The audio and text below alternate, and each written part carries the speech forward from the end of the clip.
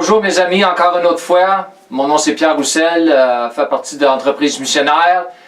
Et cette vidéo ici, c'est en association avec Mission Silo, école de la mission Éveil à Kinshasa, le Congo. Alors, la première vidéo que j'avais faite, c'était seulement l'introduction. J'avais pas l'intention de seulement faire une introduction, mais c'est comme ça va se dérouler. Alors, la première vidéo était une introduction et j'avais touché sur 4 endroits que l'Église doit être réformée ou doit expérimenter une réformation. Le premier endroit, c'était premièrement le gouvernement de l'Église, comment Dieu veut gouverner son Église. B, c'était chaque membre et leur lieu dans le corps du Christ. C, les dirigeants et la responsabilité.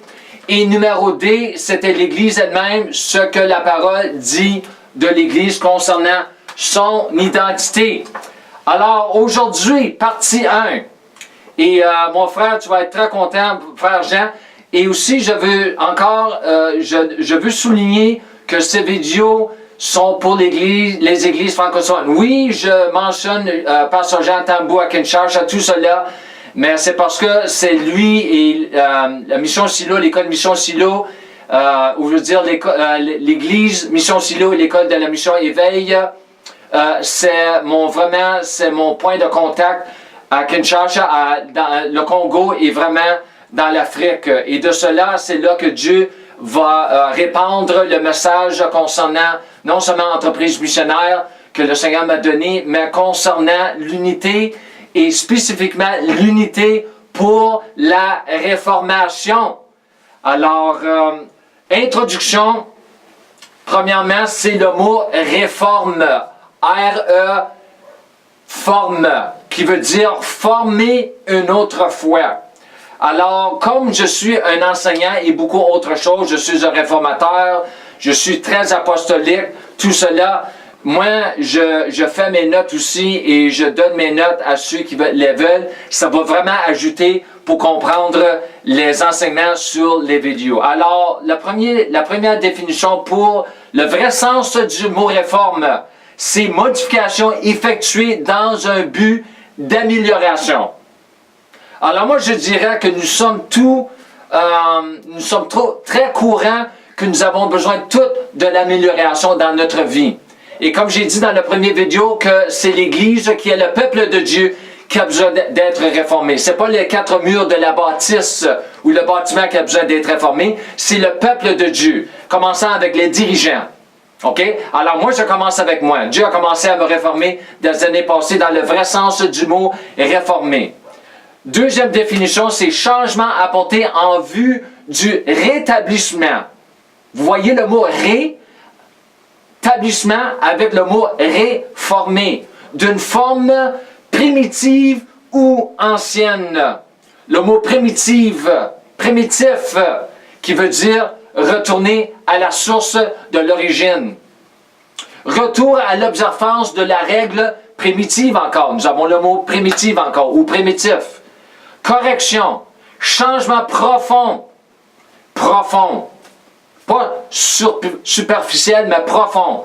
Transformation par des moyens conformes aux règles existantes. En voulant dire qu'est-ce que Dieu avait déjà établi dans sa parole concernant son Église et tout ce que la parole dit de son Église concernant le plein conseil de Dieu. Dieu a beaucoup de choses à dire concernant son Église. Le Nouveau Testament, les épîtres, non seulement les épîtres de Paul, mais tous les épîtres ont affaire avec l'Église. Nous n'avons pas vraiment beaucoup sur l'Église dans les 4 évangiles. Vraiment, la plus grande référence, c'est dans les livres des Actes. Et quand Jésus a dit que je vais bâtir mon Église, quand il a dit je vais bâtir mon Église, il a dit je vais bâtir mon ecclésia, mon peuple, ceux qui vont me suivre, je vais le bâtir. Et ça, c'est une des grandes priorités des encadreurs dans l'Église, de bâtir le peuple de Dieu pour qu'il devienne tout ce que Dieu a prévu d'avance pour qu'il devienne dans le corps et à travers le monde entier. C'est pour ça que j'ai des drapeaux alentour de moi. OK. De quelque chose en vue de réorganiser. Encore, nous avons le mot « ré » encore. Rétablir, réforme, réorganiser. Organiser encore une deuxième fois. d'améliorer son fonctionnement et ses résultats. Est-ce que vous savez que Dieu est un Dieu de résultats? Est-ce que vous savez que Dieu veut avoir des résultats selon la bonne nouvelle? Quand Jésus a été à la croix, il voulait avoir des résultats. Et c'était non seulement le salut des âmes, mais aussi que chaque âme soit encadrée pour leur fonction dans son corps qui est l'Église. Son corps. Nous sommes le corps du Christ. J'ai eu la révélation encore une autre fois, 3 semaines passées, quand j'étais dans la prière. J'ai vu que je faisais partie, non seulement que je faisais partie du corps du Christ, mais que j'étais son corps sur la terre. Mon corps physique. Oui, c'est comme ça que Dieu nous voit. Et nous devons se voir comme Dieu nous voit. Parce qu'il est notre Père et nous sommes ses enfants. OK. Alors, nous commençons ici. Ça, c'était ma petite introduction sur le mot « réforme ». Le gouvernement de l'Église, comment Dieu veut gouverner son Église. Alors, moi, je sors du mot « gouverner » avec le mot « gouvernement ». Mon frère Jean a déjà m'a parlé de l'administration de l'Église. Alors, c'est le premier mot aussi concernant les synonymes du mot « gouverner ». Le premier synonyme, c'est « administrer ». On voulant dire assurer en tant que responsable le fonctionnement de ce service. Alors, c'est quoi le service de l'Église?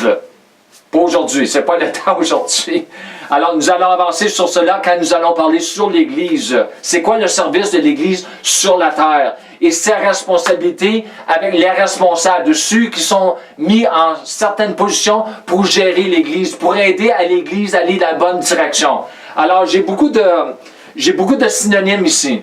Vous allez avoir la liste, mais je vais seulement toucher sur une couple de synonymes.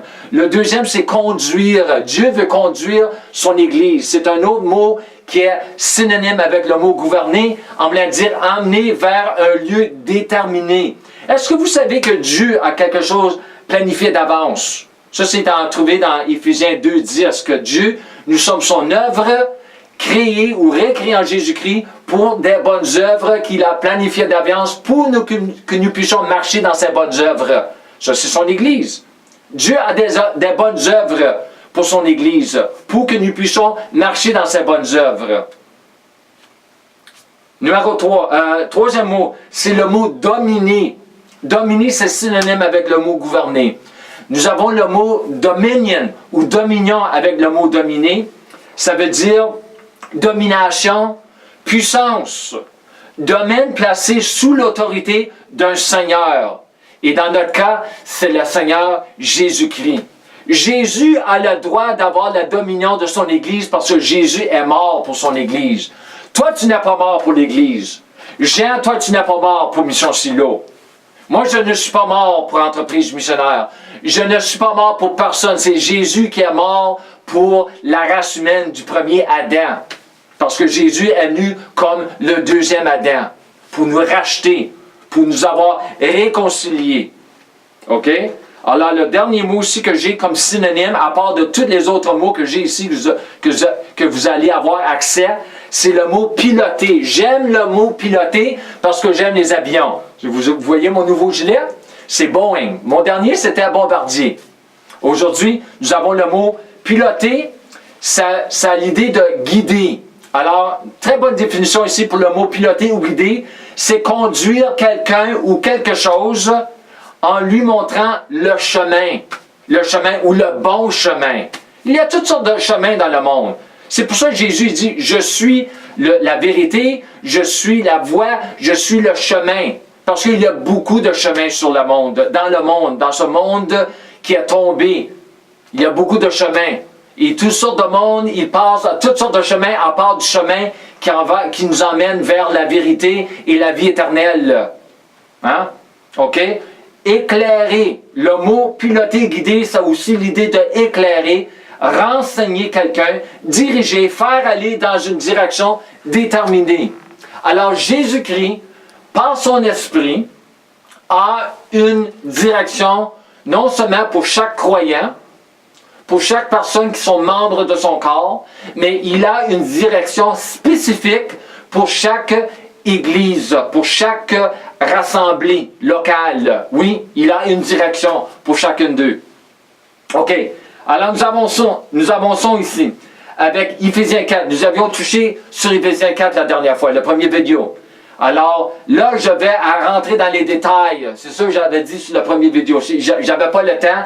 Alors c'est ça que je vais faire avec les prochaines vidéos. Je vais rentrer dans les détails pour vous faire comprendre des choses. Mais aussi, je veux souligner ici, c'est que, qu'est-ce que nous devons faire? L'Esprit est en vous.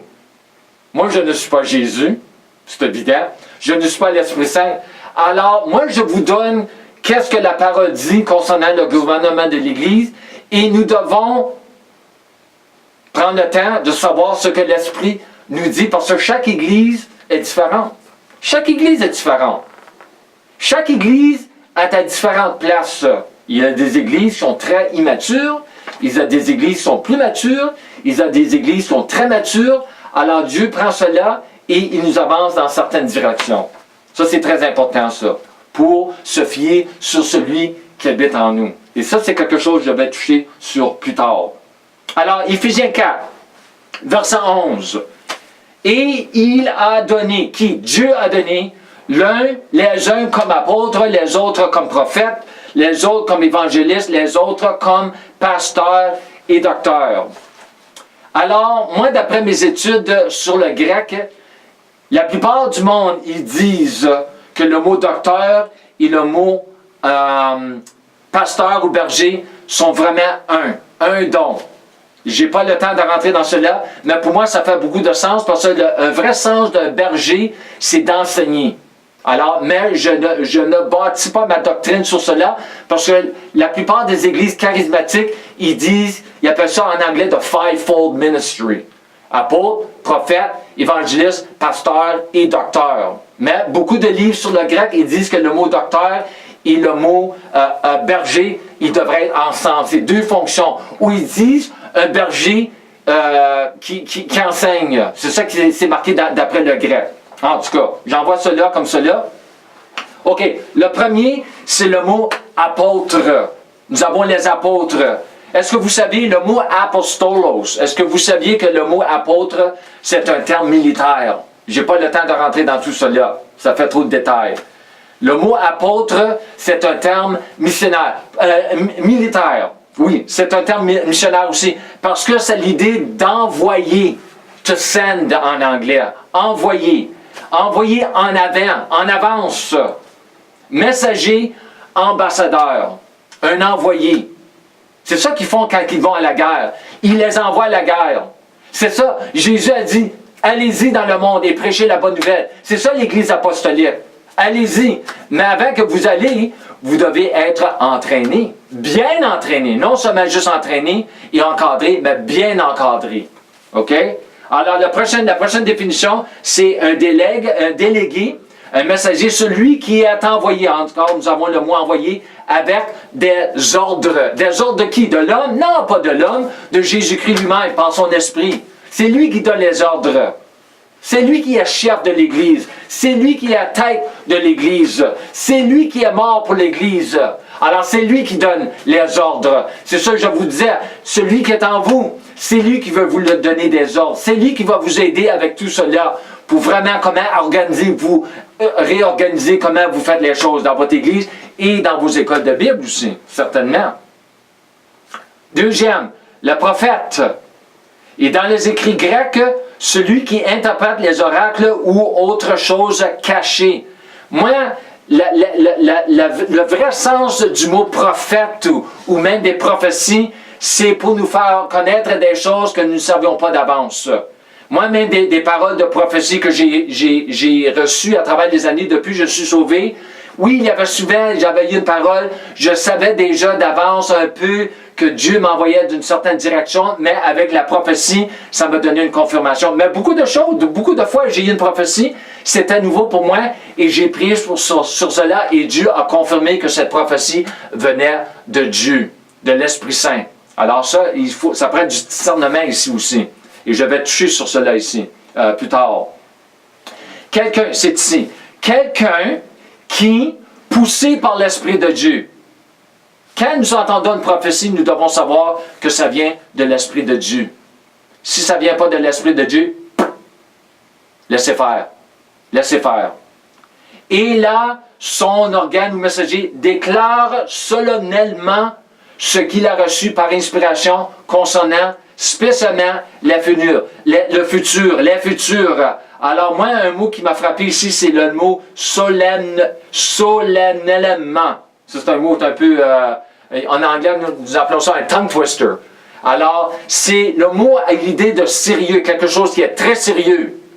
Alors, pour moi, je prends l'enfer très sérieux. Moi, je prends le péché très sérieux. Moi, je prends la maladie très sérieux. C'est toutes des choses qui sont très sérieuses parce que si ce n'était pas sérieux, Jésus n'aurait jamais venu pour mourir sur la croix. Jamais. C'est très sérieux. Alors moi, pour moi, un prophète, une prophétie, je prends ça très sérieusement. Si ça vient de Dieu. Si ça vient. Beaucoup de prophéties ou beaucoup de prophètes, c'est tout le temps un avertissement aussi, pour avertir quelque chose qui s'en vient. Quelque chose qui n'est pas correct dans ta vie, mais quelque chose qui s'en vient dans ta vie ou dans l'Église, concernant le monde, qu'est-ce qui se passe dans le monde. Les événements, et en particulier ceux relatifs à la cause et au royaume de Dieu et au salut de l'humanité. Un vrai prophète est complètement captivé par le royaume de Dieu. Le royaume et l'avancement de le royaume de Dieu. Pas son propre agenda, pas son ministère, mais le royaume de Dieu. Parce que le royaume de Dieu, Dieu est préoccupé avec son royaume. Dieu fonctionne à travers de son royaume. J'ai un bon enseignement en anglais, je n'ai pas fait un en français encore, mais je vais en faire un plus tard. Aussi, les prophètes de l'Ancien Testament ayant prédit le royaume, certainement, les actions et la mort de Jésus le Messie, oui.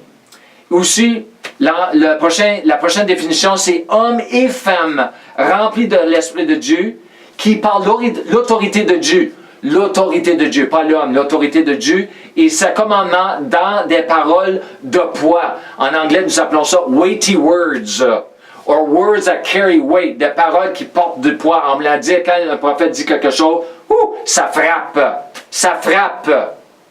Ça veut dire que ça communique quelque chose à toi qui te parle dans ton cœur. C'est quelque chose parce que les autres, peut-être les autres ne connaissent rien de toi, mais ça te parle parce que Dieu connaît ton cœur pour le bon ou le moins bon.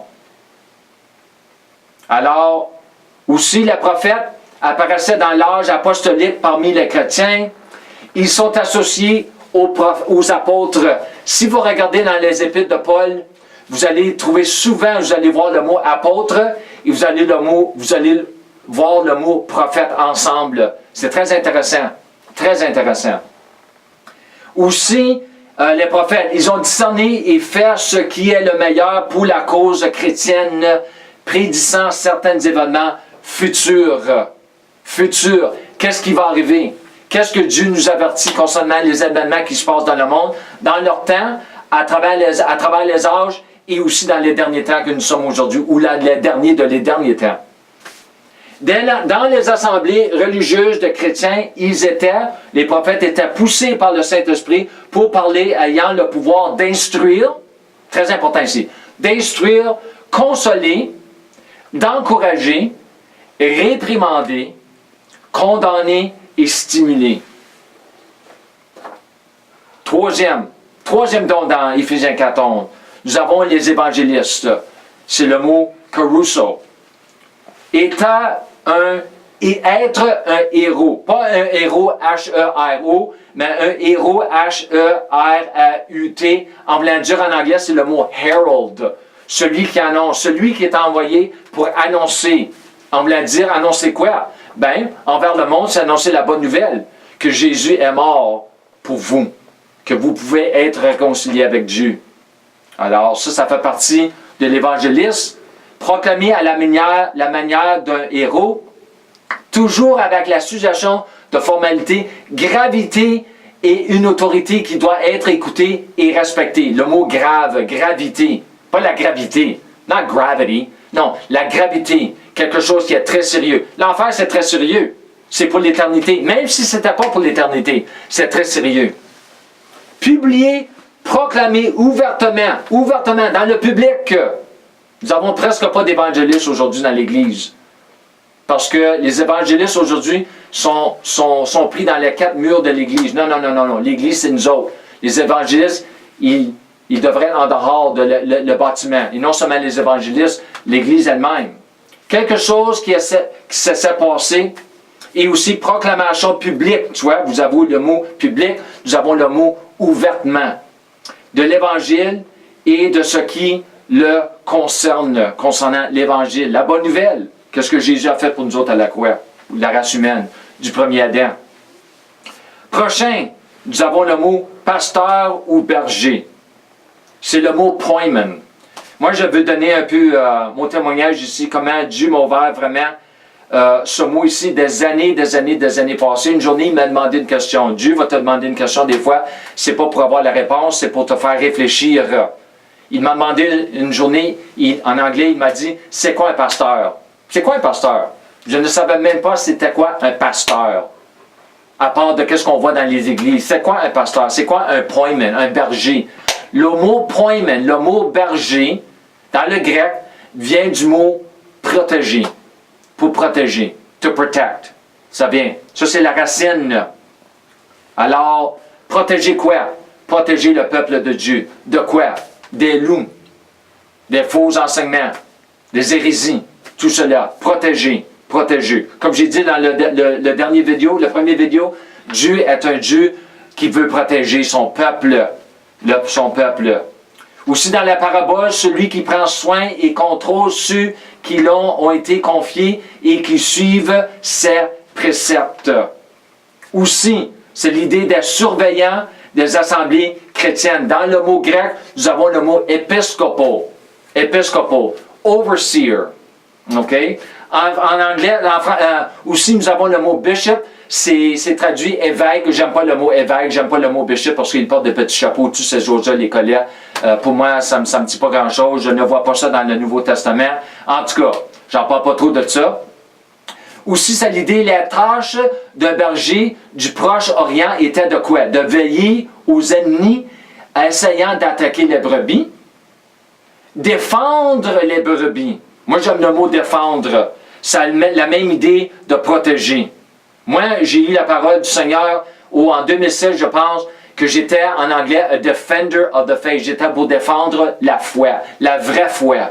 Parce qu'il y a toutes sortes d'idées dans l'Église aujourd'hui. C'est quoi la foi? Non, non. Il y a une seule. Dans Éphésiens, c'est marqué, il y a une foi. Une foi. Un baptême, un seul baptême, un esprit, tout cela. Un sauveur, tout cela. Un père, tout cela. Une Église. OK? Défendre les brebis contre leurs attaquants, hommes ou bêtes. Aussi soigner et guérir les brebis malades ou blessées. Retrouver et sauver les brebis perdues ou prises au piège. Piège de quoi? Piège des fausses doctrines, piège du péché, piège de maladie. Toutes ces choses-là que Jésus nous a rachetées. Aussi les aimer, partageant leur vie et ainsi gagnant leur confiance. Un des mots pour le mot berger a l'idée de intime, être intime. Le berger dans le naturel était intime avec ses brebis. Il les connaît par leur nom. Oui, et ça manque beaucoup dans l'Église aujourd'hui. L'intimité entre les bergers et les brebis. OK, le dernier ici, c'est le mot enseignant ou docteur. Aussi, j'ai un autre petit témoignage ici. Le mot docteur. Aujourd'hui, nous avons toutes sortes de titres pour toutes sortes comme les docteurs, les médecins, tout cela, même les docteurs de la théologie, tout cela, avec un doctorat. Et moi, je ne suis pas contre ces choses-là. C'est une vérité dans le monde que nous vivons aujourd'hui. Mais si vous regardez le mot docteur dans un bon dictionnaire, même un dictionnaire français ou anglais, même pas un dictionnaire grec ou hébreu, le mot docteur, la première définition, c'est le mot doctrine. Doctrine, on me l'a dit enseignement. Alors c'est pour ça, moi, je ne vais pas partout m'appeler un docteur, mais j'ai le mot docteur sur ma carte parce que je suis un enseignant. Et dans une des traductions de la Louis II, ou dans une des révisions de la Louis II, pour Éphésiens 14, ils ont mis le mot docteur.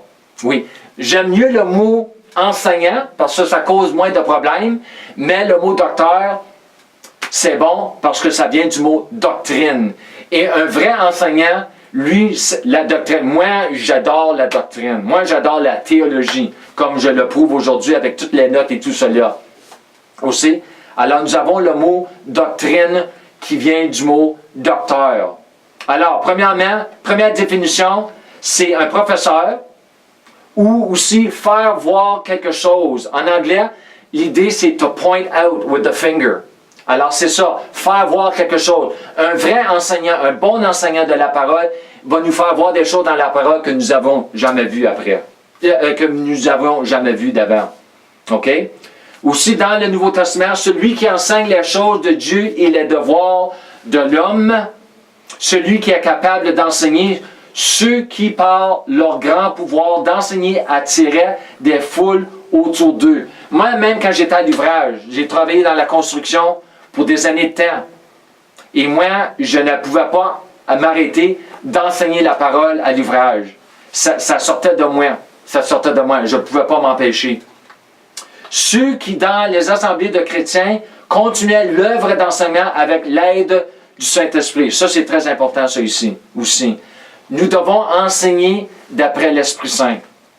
Et ça veut dire même que des fois, nous pouvons recevoir un enseignement d'un homme ou d'une femme, mais si ça vient de l'Esprit Saint, c'est comme, moi, j'ai reçu beaucoup d'enseignements, des bons enseignements, de 2 prédicateurs aux États, et c'était des enseignements qui venaient de l'Esprit Saint. Et l'Esprit Saint me l'a fait voir, il l'a confirmé pour que je me donne à ces enseignements-là, pour vraiment m'aider à progresser dans ma foi. Parce qu'il y a du monde qui sont plus avancés que nous autres.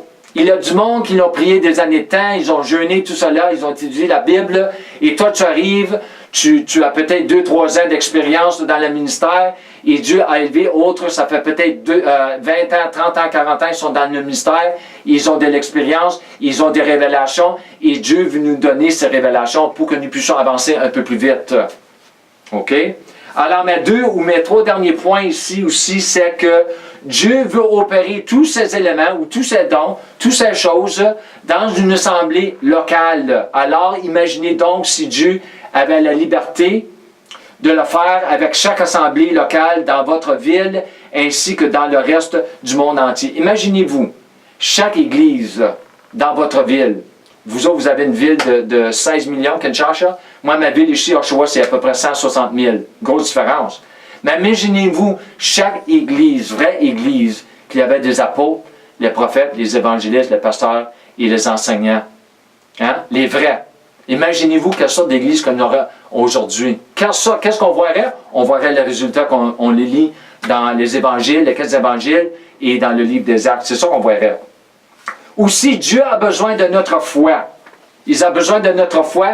Il a besoin de notre coopération. Oui, Dieu ne peut pas faire lui-même. S'il pouvait le faire lui-même, il l'aurait déjà fait. Il ne peut pas le faire lui-même. Nous devons coopérer avec lui. Nous devons coopérer avec l'Esprit de Dieu qui habite en nous. Ça, c'est très important. Pour accomplir tout cela, parce qu'il nous a donné la liberté de notre volonté, qui est un autre sujet pour l'avenir. Oui. Alors aussi, dernier point ici, avant de réformer les églises alentour de vous, réformez votre propre église. Commencez avec vous-même. Commencez avec vous-même. Dieu a commencé avec moi. Tous les réformateurs du passé, les bons réformateurs, Dieu a commencé avec eux. Et de là, ils ont pu partager ce que Dieu avait fait en eux. Alors, c'est pour ça que je vous encourage, commencez avec vous-même. Laissez faire les autres églises pour maintenant. Commencez, faites certain que vous bâtissez votre doctrine, votre gouvernement de l'Église, toutes ces choses-là basées sur la parole de Dieu, qui est la parole de vérité, et l'Esprit Saint va faire certain que ce patron, vous allez devenir un patron dans votre endroit, et vous allez voir de grandes choses parce que l'Esprit Saint va prendre votre coopération et il va commencer à vous servir de vous pour toucher les églises alentour de vous, et même non seulement à Kinshasa, mais dans le Congo et à travers de l'Afrique, comme il vous dirige. Alors je vous remercie pour votre temps et soyez bénis dans votre union avec le Seigneur Jésus-Christ. Amen. Et je vous aime.